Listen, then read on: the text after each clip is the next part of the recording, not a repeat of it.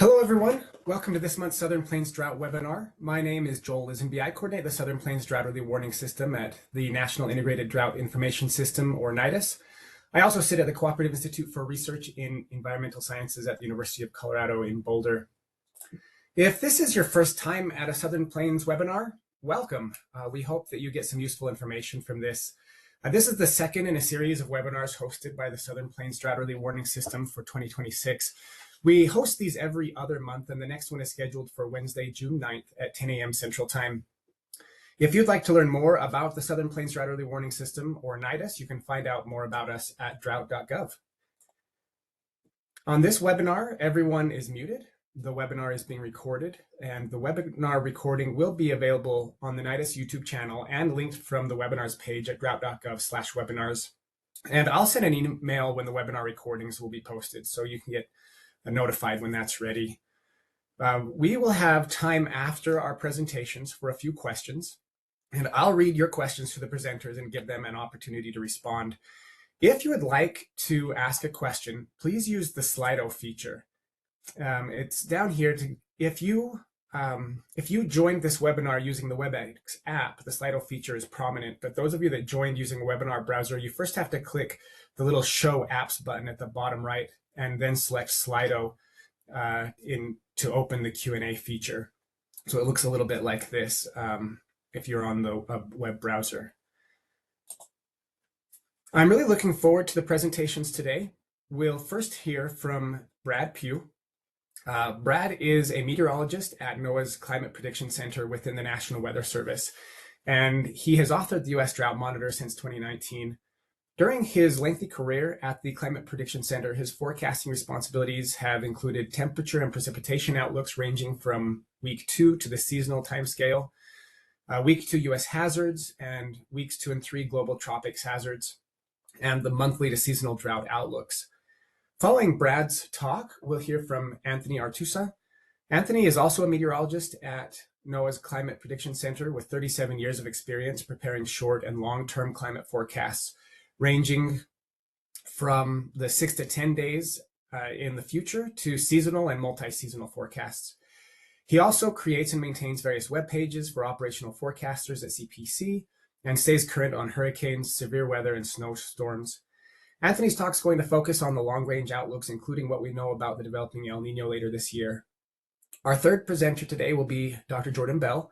Jordan is an associate professor and regional agronomist with Texas A&M AgriLife Extension in Amarillo, Texas, specializing in water-limited cropping systems. Her extension efforts focus on optimizing crop production and agronomic profitability across the Southern Great Plains. A graduate of both West Texas A&M and Texas A&M University, she is committed to delivering science-based solutions that help regional producers thrive in semi-arid environments through improved soil stewardship and water use efficiency. So we've got those three introductions out of the way, and we're going to hold questions to the end. So with that, I'm going to pass over to to Brad for our first talk. So Brad, I'm making you the presenter now.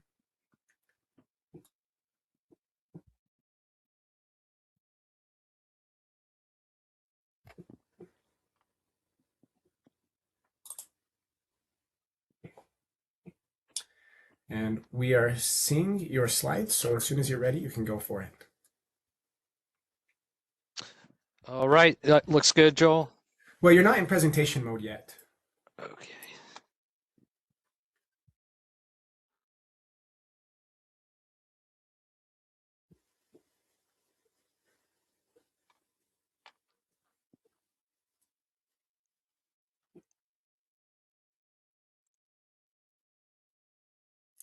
All right, that looks good. All right. Yeah, thank you, Joel, for the introduction. So yeah, I'm Brad Pugh, National Weather Service Climate Prediction Center meteorologist, and I'll be starting with a overview of drought conditions and also the drought outlook for the next 3 months. And then following me will be Anthony with a overview of INSO and temperature and precipitation outlooks for the next 3 months. All right, so here are the drought conditions nationally. And we currently have 61% of the contiguous U.S. designated with drought. So that's categories D1 to D4. And that's the largest coverage since March of 2022. So, yeah, more than 4 years ago now. And note the pretty widespread severe to exceptional drought across much of the southern tier of the country, over the southeast, lower Mississippi Valley, and then stretching back towards Kansas, Oklahoma, and Texas. This drought coverage and intensity is fairly typical following a La Nina winter. The drought intensity, though, has been amplified this year with an unusually warm March. So that brought on more intense levels of drought across the southern tier of the country. And this is the drought monitor valid for April 14th. So the heavy rainfall that occurred across southeastern Kansas, eastern Oklahoma, and parts of Texas this past week will be reflected in the U.S. Drought Monitor released tomorrow, April 23rd. So zooming in now, getting a little more of a statewide overview of drought conditions. First in Kansas, coverage of drought is a little bit over half the state, and 11% of Kansas designated with D2 to D4 drought. The one portion of the state that is drought free is the northeastern quarter of the state. Been more precipitation late winter and early spring that's kept the drought conditions more confined to western and southern parts of the state. And farther south into Oklahoma, drought has rapidly developed and intensified statewide, with very dry late winter and early spring. Also unusual heat in March through the first half of April. And more than 3/4 of the state designated in this severe to extreme exceptional drought category. And D3 drought is currently designated for parts of eastern Oklahoma, southwestern to central Oklahoma, and then parts of the Oklahoma Panhandle.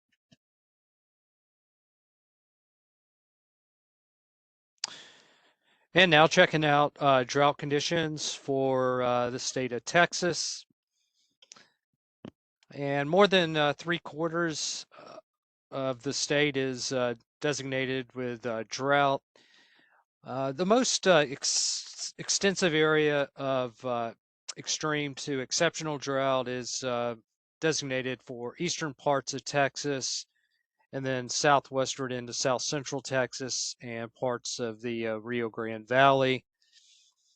And somewhat similar to the drought evolution in Oklahoma, we've seen drought intensify over the Texas Panhandle and northwestern Texas recently to severe and extreme levels of drought.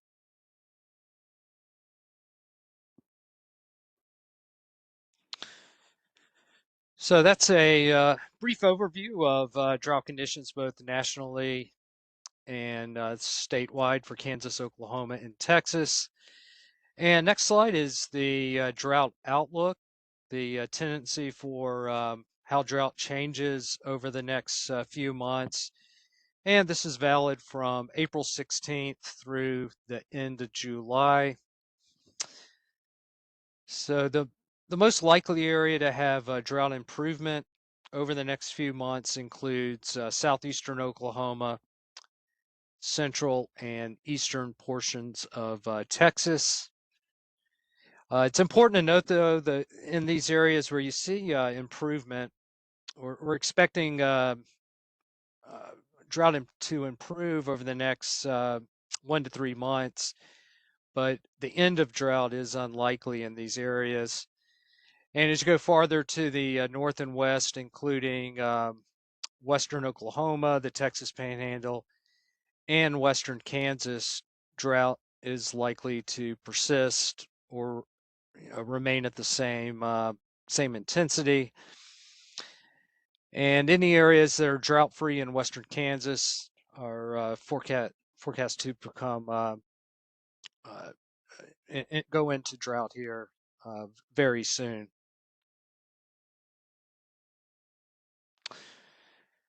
Now, as far as tools that we used in this seasonal drought outlook released last week, the improvement was tied to a wet late April and then increased chances for above normal precipitation during the month of May. So on the left-hand side is the most current WPC precipitation forecast. So this is valid April 22nd through the 28th.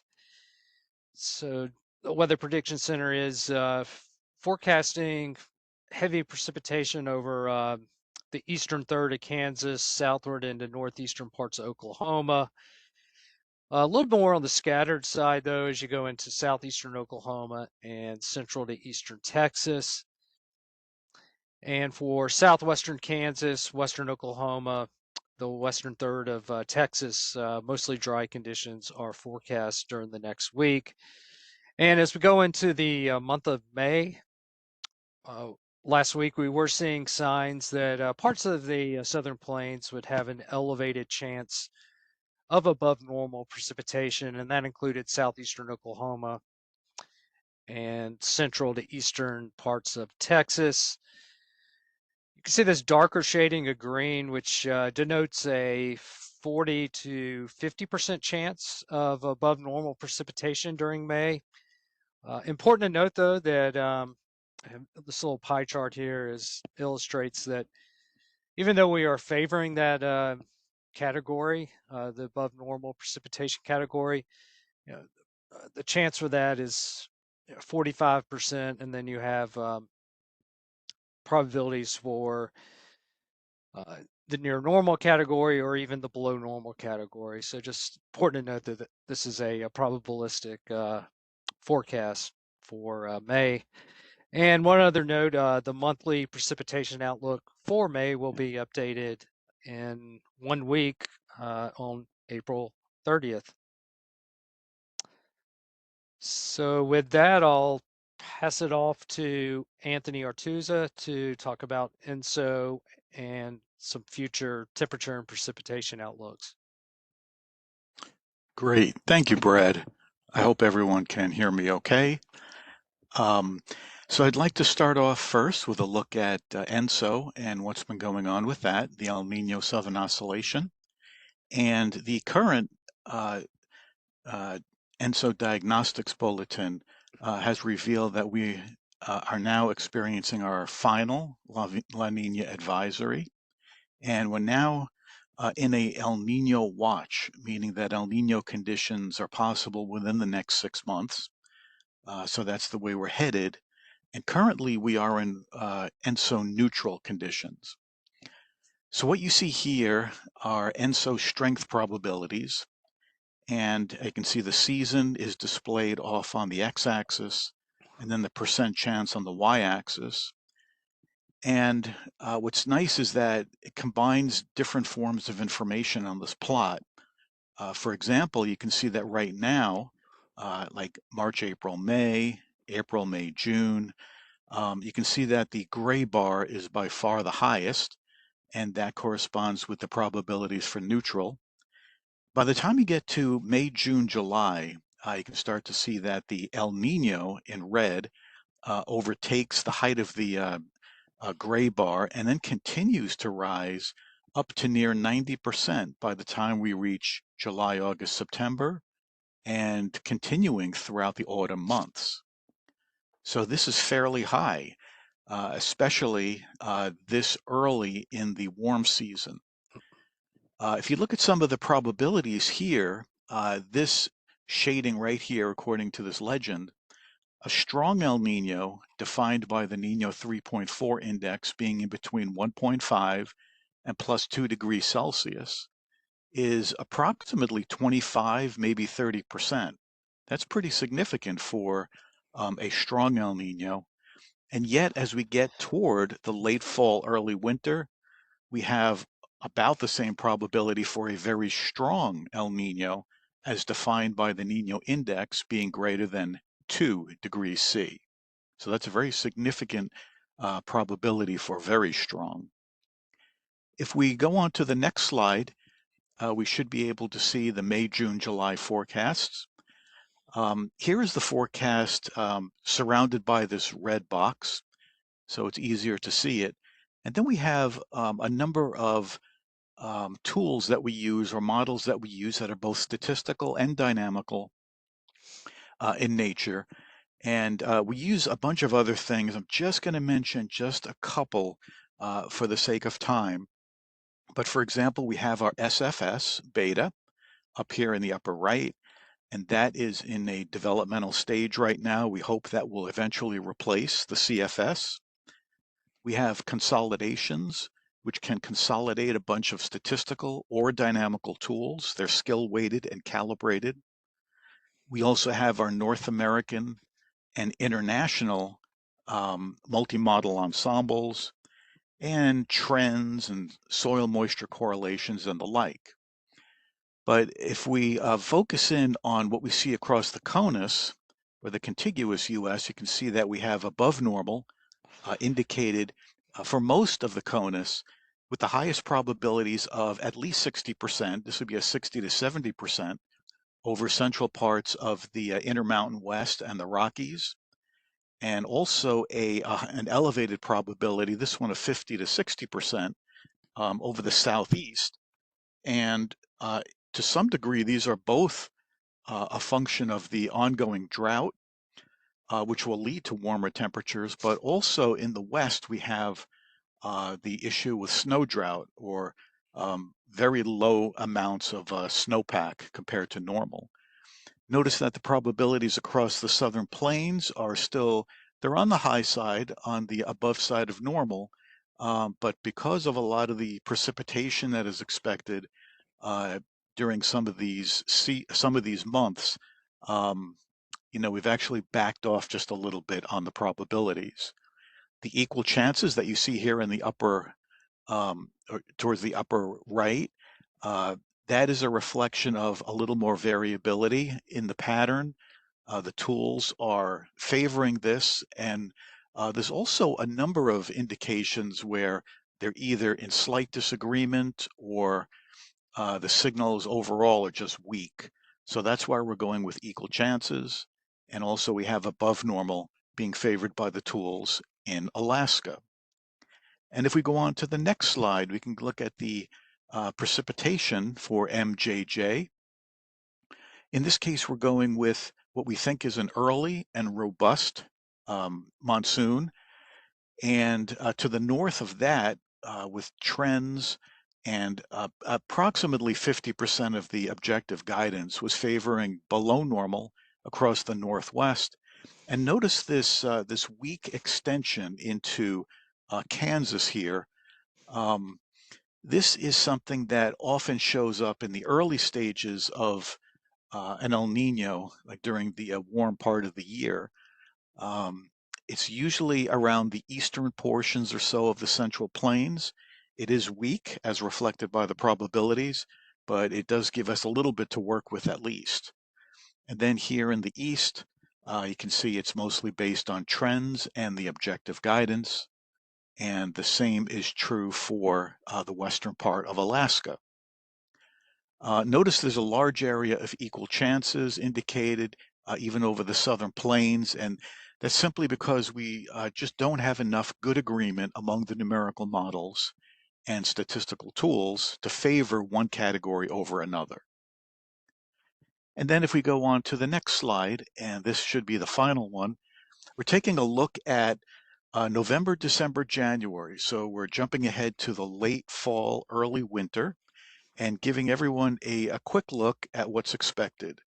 ENSO composites, of course, are being used for this, and that usually means above normal precipitation is expanded across the south. during this season, generally co-located with the subtropical jet stream and also with the storm track. And so it gives us some hope that we will start to see some wetter than normal conditions associated with the upcoming El Nino. So that's all I had. And I guess I will turn this back over now to Joel. Yes, thank you, Anthony. Now, Anthony, I know you said you might have to hop off early, so I'd like to ask you a question now. I know that we're going to be saving most of the questions for the end. Can you explain the ENSO advisory versus an ENSO watch, and how are we still in a La Nina advisory when there's not a La Nina pattern in the Pacific? Good questions, Joel. Yes, the watch, the El Nino watch, simply means that there's we favor, or there's a good chance of El Nino conditions developing within the next 6 months or so. In terms of the last advisory for La Nina, although I didn't show this, if you go back and look at some of these sea surface temperature anomaly plots, you can see that there's some near to below normal sea surface temperatures right along the surface in the eastern and central Pacific, but it's really only skin deep. When you start looking below that at depth, you can see it's a vast reservoir of relatively warm water. So in a sense, what we're doing is we phased out the La Nina. It's pretty much done. So this is just sort of a way of documenting, we think it's done, and now we're in neutral, because often what happens is that the ocean part of the climate system tends to move in one direction first, and then the atmosphere tends to follow it. So in this case, the ocean part moved over to ENSO neutral first, and we had to wait a little while longer for the atmospheric component to come over as well. I think, was there another question, Joel? I forgot now. No, that was it. That explains it very well. Thank you, Anthony, and thank you, Brad. Thank you. I'm now going to pass the webinar over to Jordan. Jordan, you should be seeing a little pop-up giving you permission to share your screen, and down at the bottom of your screen there's a little share button that you should be able to grab onto. Okay.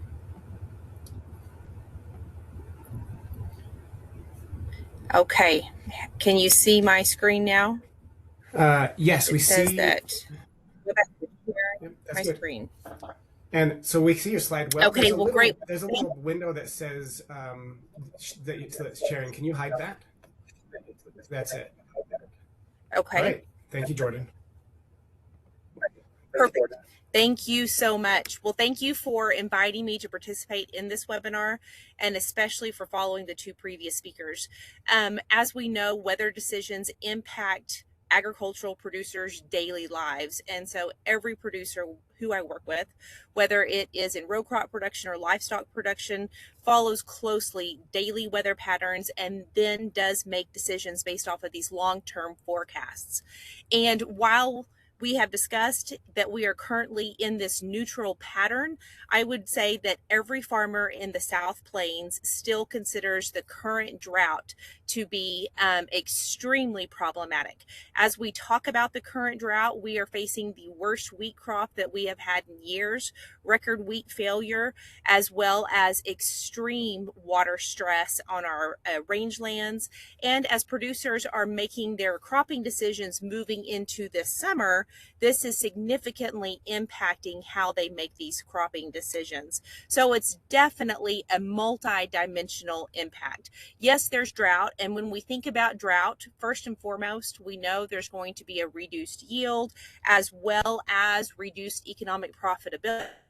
But there's many other implications beyond just the yield and the economic profitability.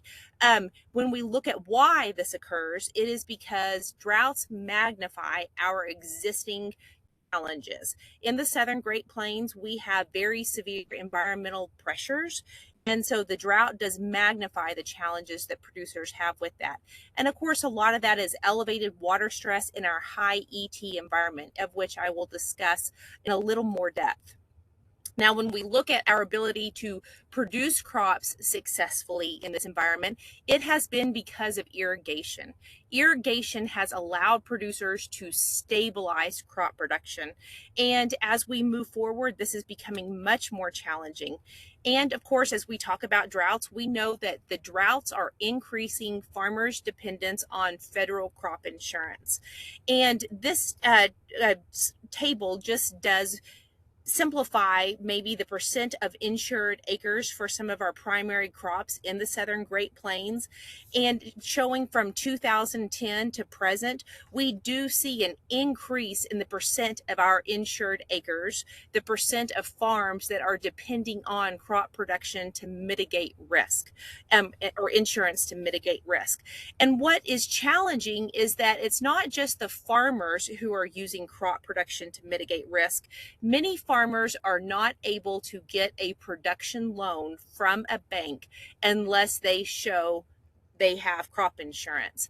And as we look at crop insurance, because of record indemnity payments over the last several years, we know that insurance premiums are becoming even higher. And so that's creating a problem for producers. And so as we move forward, this becomes a very important question. How are producers going to manage that?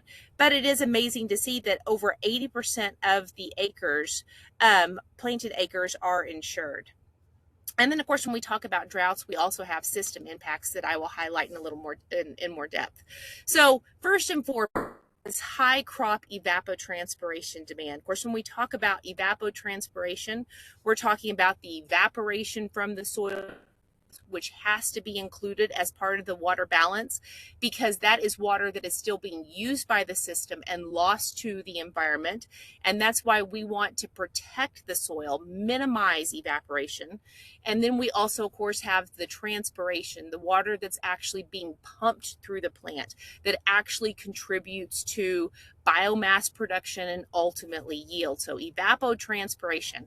And as we look at the U.S. and specifically the southern Great Plains, we see that we have in this region some of the highest evapotranspiration rates in the United States. Now, this figure does just look at the Class A pan evaporation rates. And of course, when we think about just pan evaporation, we're looking at the environmental demand, what the environment may potentially demand based off of water evaporating from a free body. Of course, when we take into account specific crops and how the plants are the water use efficiency of those plants, we know that that does vary quite a bit. But nevertheless, in the southern Great Plains, we have a Class A evaporation rate of approximately 95 inches per year. And that is, almost half of what we see in Nebraska, which that does explain why they can successfully grow dryland corn in most years in Nebraska, and that becomes a very risky practice in the southern Great Plains. So as we talk about evapotranspiration, of course, that becomes very restricted by not just the wind and the low relative humidity, but also the rainfall. And we know that as we move west, the precipitation is going to be less than that environmental demand. So we have to make up with this deficit somehow. And that is where irrigation has come into play. However, the declining Ogallala aquifer and ultimately reduced irrigation capacities have limited producers' ability to mitigate production risk with irrigation. We did not really see the advent and the rapid adoption of irrigation until after World War II in this region. And of course, that was with the widespread adoption of the centrifugal pump. And that did lead producers to expand crop production and the profitability of crop production across the southern Great Plains during the second half of the 20th century. But as we now move forward, we see that the declining across especially the Texas High Plains has become extremely restrictive. Producers are having to concentrate their irrigation capacity on reduced acreage in order to maintain those water use efficiencies. So what I am showing right here are two examples for what would be a 120 acre irrigated pivot. If a producer was to have 500 gallons per minute capacity, and that could be from one well or from several wells tied together, that would give them the ability to meet a crop water demand of 22 hundredths of an inch per day. Now, producers are not making one pass per day. They are slowing that pivot down so that the irrigation event is efficient. We do not want to lose the majority of that irrigation event to evaporative losses. So usually they're applying at least 1 inch of irrigation at a time. And if a producer had a 500 gallon per minute capacity system, it would take them 4.5 days to make a lap around that field. Now, if that capacity was cut in half to say approximately 250 gallons per minute, they would only be able to meet a water demand of 11 hundredths of an inch per day. It would now take 9 days to make a pass around that pivot. And during that 9-day window, we can have periods of extreme heat, we can have the winds that dry out fields, and the stress that then reduces the productivity of our crops. Now, this is actually comparing corn and sorghum. Corn at its peak water use period in that tasseling window can use more than 35 hundredths of an inch of water per day. Now, what's significant is that corn also has a water requirement of greater than 25 hundredths of an inch for more than 2 months. So you can see based off of those figures, we need higher irrigation capacities to meet that crop water demand. And because we have cyclical weather events, we do not often have timely rainfall during these peak water demand periods. Irrigation is necessary to stabilize the yield losses during those critical stages. Now, conversely, sorghum is a drought tolerant, a heat tolerant crop. Does have a lower water demand, and so producers are able to get by with lower irrigation capacities with sorghum. The question does become, well, then why don't producers just grow more sorghum than corn? And it goes back to the price. Producers are always going to invest in where the highest profit potential is going to be. And there is generally a higher price for corn than there is for sorghum. We have a reduced price market and reduced basis for sorghum. So irrigation is necessary to stabilize production, especially in droughts. But what we have seen, especially since the drought of 2011 and 2012, is that irrigation capacities have declined over the last 15 years so rapidly that producers no longer have the irrigation capacity to make up for the water losses, the crop stress that they did during that drought. And so the economic disasters that producers are facing today are greater than the economic losses and the hardships that were faced during the drought of 11 and 12 and 13 because they do not have the irrigation capacity to make up for that demand. Now, when we think about these factors and we think about the system, soils are essential for successful crop production, but soils do become destroyed under drought conditions. They are weakened under drought conditions. Of course, we understand the erodibility of soils, but we also have to consider the challenges producers face and why soils become susceptible to erosion. First and foremost, it's because of residue. If we do not have the rainfall and or the irrigation to establish the crop, we do not have the residue to hold the soil in place, and therefore soils become very susceptible to erosion. This is a picture from our wheat plots several years ago at a trial east of Amarillo, Texas, and what you can see are soil deposits, deposition from erosion from a neighboring field that had blown in because there was not the residue to hold that soil in place. Another challenge that we see beyond just the erosion potential is that some soils become hydrophobic during drought conditions. Soils become baked under hot, dry conditions, and the organic matter at the surface becomes waxy. and that waxy layer then repels the water, and hydrophobic soils are not receptive to small, ineffective rainfall events.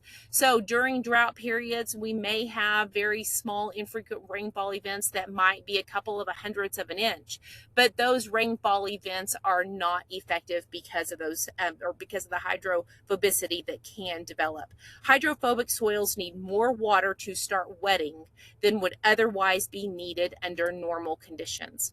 Another thing that when we talk about soils, we talk about the biological activity and the health of the soil. And of course, when we have dry conditions, we have decreased soil moisture. The decreased soil moisture results in decreased mineralization of the crop residues, but ultimately this goes back to also decreased soil microbial activity. The soil microbes are living organisms and they require soil moisture to be active. Decreased soil microbial activity results in decreased soil enzyme activity and ultimately reduced soil nutrient cycling. Microbes will either die or sometimes they become dormant during these stress environmental conditions. Soil fungi as well as bacterial populations also become unbalanced. And so drought impacts can be more severe in our coarse textured soils where we have low organic matter. And so as we think about the southern Great Plains and especially those western regions where we do have those coarser soils that are fragile, when we have these very severe drought conditions, we do see very significant impacts to the soils in those areas.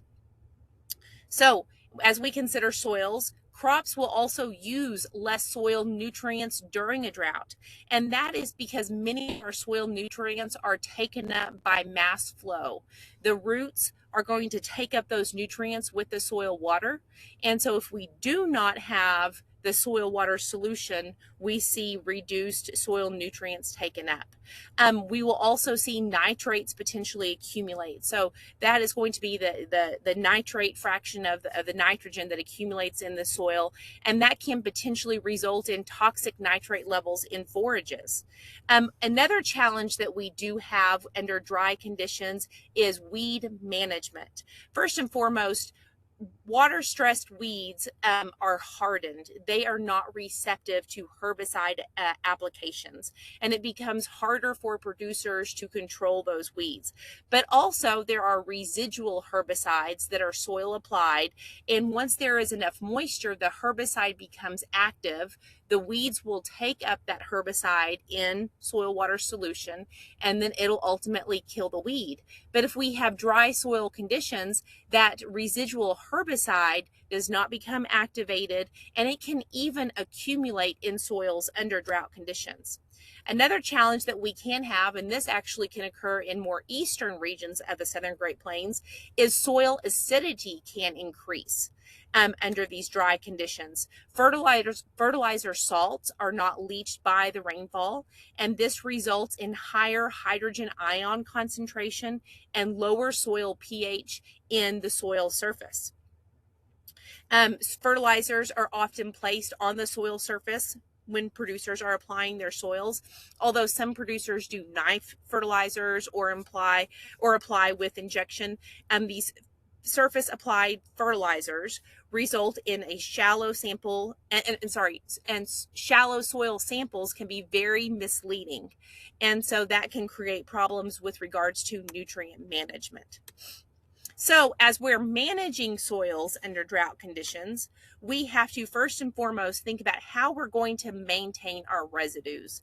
What has been extremely challenging for producers, especially as I revert back to the comment that I made with regards to weed management, is that if producers are unable to control weeds, they will often revert to plowing. Now, another challenge that producers have because of the cost of production today is that many producers decide it is cheaper to plow rather than to spray weeds.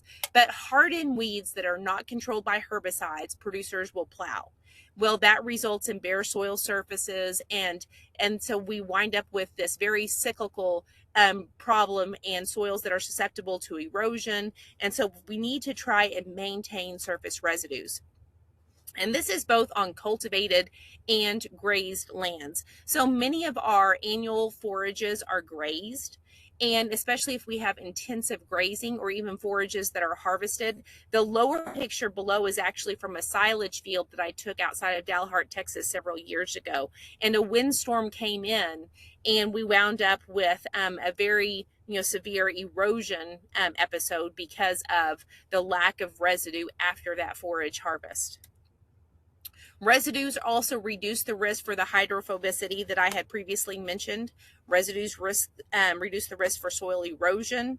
Of course, this emergency tillage and tillage problem that I've mentioned, many producers who are enrolled in NRCS no-till programs have had to request an emergency tillage provision just to keep a field from blowing. A bare field that is susceptible to erosion can cause accidents, wrecks on highways.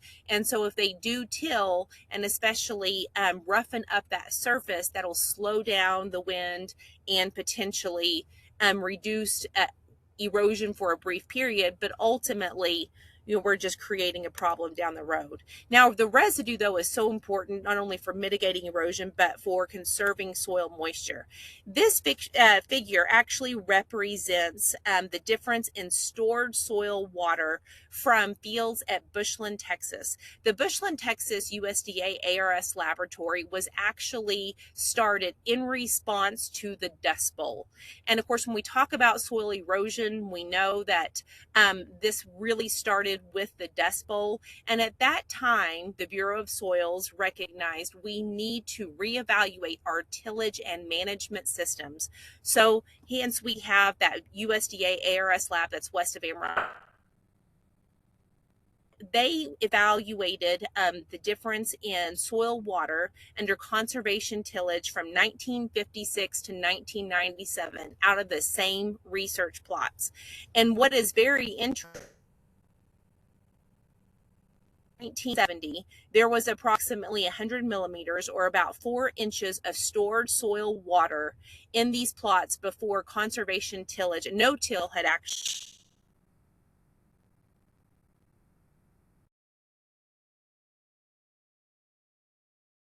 after the no-till was implemented, we saw 3 inches stored soil water because of improved residue cover on that field and ultimately reduced evaporative losses.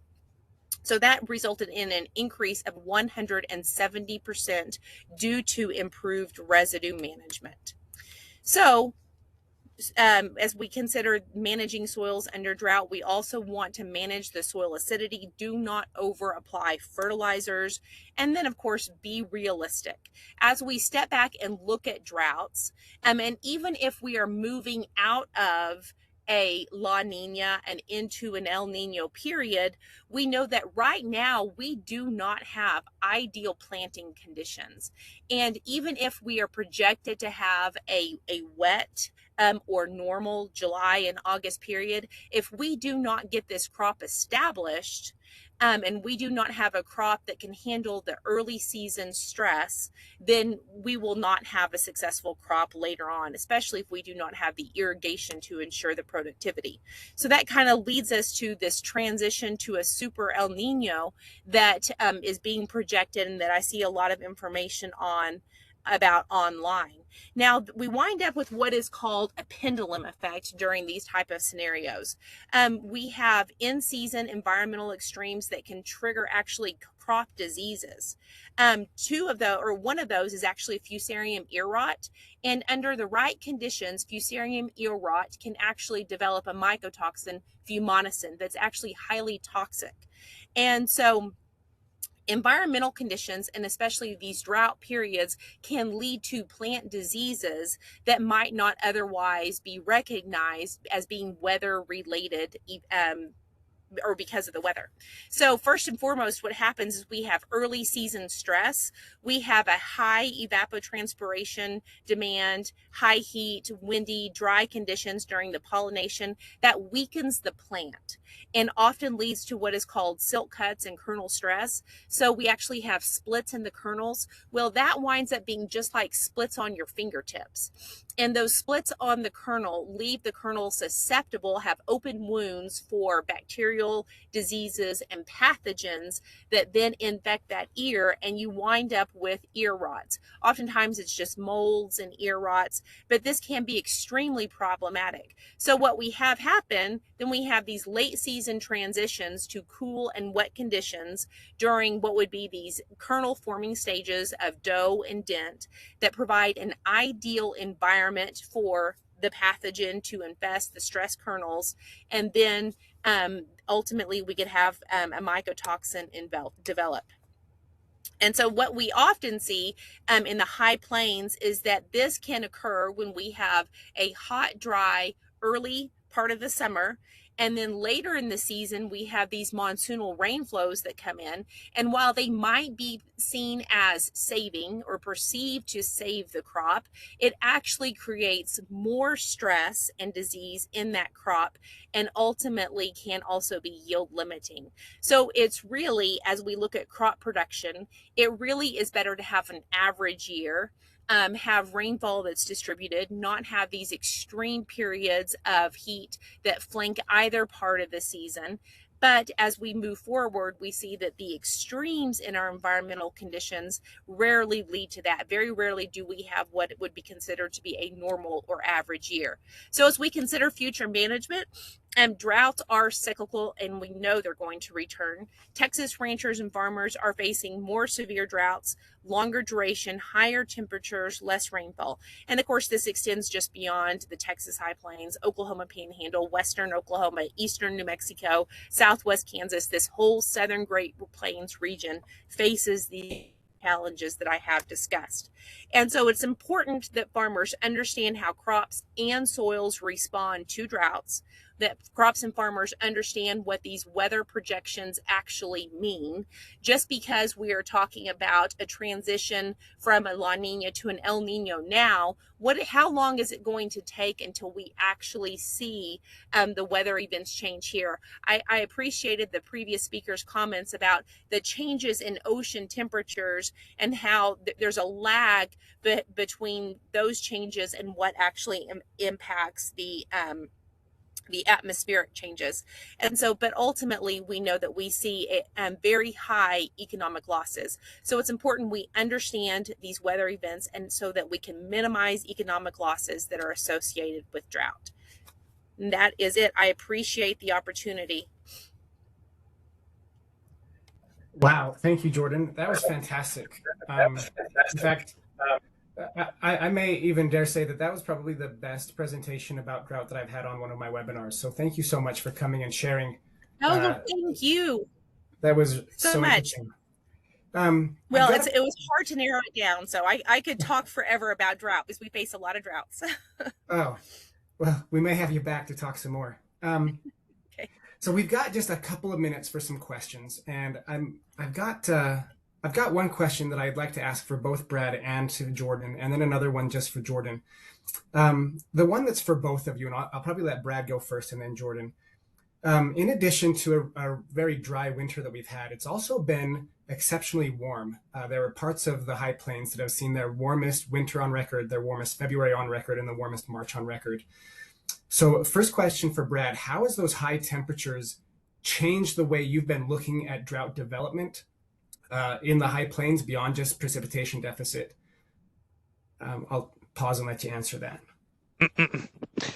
Yeah, Joel, that's a great point, that the temperatures play just as important role as precipitation and drought development and intensification. Not only in the, we think of the warmer months of the year, how periods of heat can really bring on drought, rapidly intensify it, but also in the wintertime. It's in the southern plains, especially when you're talking Oklahoma and Texas, you can have temperatures high enough to increase the evapotranspiration rates, dry out the topsoil. So yeah, we're definitely it's definitely a factor in our drought classifications for the southern plains. The past couple of months was the very warm March and early part of April. Great, thanks. Jordan, a similar question for you, but less about drought development, but more about farmers' responses. We know that it's been dry, but how have the temperatures impacted the decisions farmers have been making this spring? So very similar to Brad's response, of course, we're looking at the drying of the soil surface, and that does impact how producers are planning for the summer cropping season.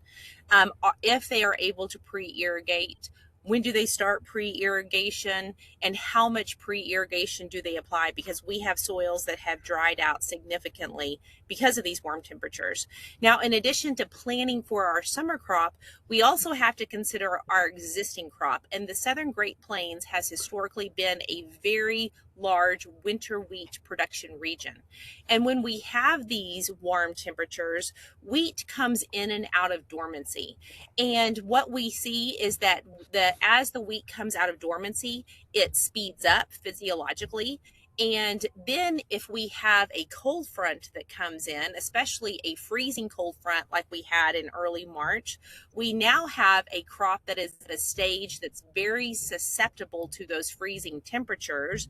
And we can see either complete crop loss, or we can see significant injury because of those freezing temperatures. So those cyclical weather patterns can create a lot of challenges for just crop, especially wheat crop development moving into the spring. And then, of course, we even have to consider our livestock producers. Cyclical weather patterns can be very hard on livestock, just like they can be on people. And so these above average winter warm temperatures, while pleasant for being outside, can definitely be problematic. Oh, thanks. It seems like we're just compounding the problems between the low precipitation and the high temperatures, but thanks both of you for that answer. Jordan, this is going to be the last question is for you. You talked about at the beginning of your presentation about how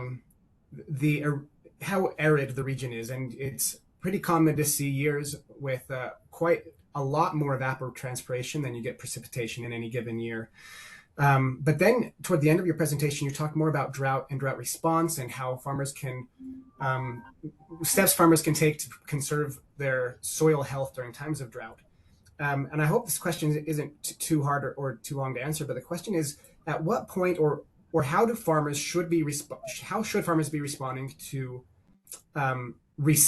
to short-term drought conditions compared to adapting to long-term aridification in the region where they're growing their crops? That is a really, really hard question. It is, because the Okay, economics sorry. associated. No, you're good. And it's a good question though. And it's because of the economics associated with that. And I think that so many producers are experiencing or internally having these discussions, amongst, whether it's within their families, their farming enterprises, how are they going to respond to ensure long-term sustainability? And it's interesting to see, of course, I mentioned reducing irrigated acreage. For example, if a producer has 250 gallons per minute per acre for 120 acres, well, we know that that is not going to ensure the farmer is able to meet the crop water demand during peak ET periods. However, if he was to irrigate half of that, he could now have 500 gallons per minute, and he could ensure an economically viable crop. So producers are doing that. They're reducing their irrigated acreage. They are then determining how are they going to manage the other half of their acreage. Some are doing this with planting dates. Planting early in the season with, say, one hybrid, and then maybe planting later in the season with a short season hybrid, so they can miss periods of heat that you talk about. Heat does not only drive the crop water demand, but it also can cause pollination issues, fertility issues with regards to pollination. And we also see elevation effects moving from the Western Panhandle, where we have 3,500 to 4,000 feet elevation, to the Eastern Panhandle, where we might drop to 2,500 feet. And so the morning temperatures can impact that and how they manage planting dates. Hybrid selection, crop selection, looking at alternative crops. Some producers are moving to perennial grass production rather than traditional row crop production. Some producers are incorporating more livestock into their system. So it really becomes a multifaceted response in order to address the exact question you are asking, because they do know if they do not make decisions now, in the long term, they will not be in business. Wow. So it seems, well, thanks for explaining all of that. It seems like some really tough decisions, and wow, people farming in this part of the country have got to be so tough. Yeah. Well, I would like to just wrap up there. Thank you to Jordan, Anthony, and Brad for attending today and for presenting and sharing your expertise and your time with us. I'd also like to thank all of you for attending today's webinar and for your participation in the questions. Just as a reminder, this webinar will be posted online at drought.gov/webinars within the next few days, and I'll also send around an email when the recording is available. Please join us again for our next webinar, which is scheduled for June 9th at 10 a.m. Central Time. As you exit the webinar today, you'll be invited to answer a few questions about this webinar. This helps me and those of us at NIDIS to know what different things we could do to provide more value from webinars like this, and for you to take time to watch them. And a final thank you again to Brad Pugh, Anthony Artusa, and Jordan Bell for coming along and sharing with us what you know. That concludes today's webinar. Thank you very much.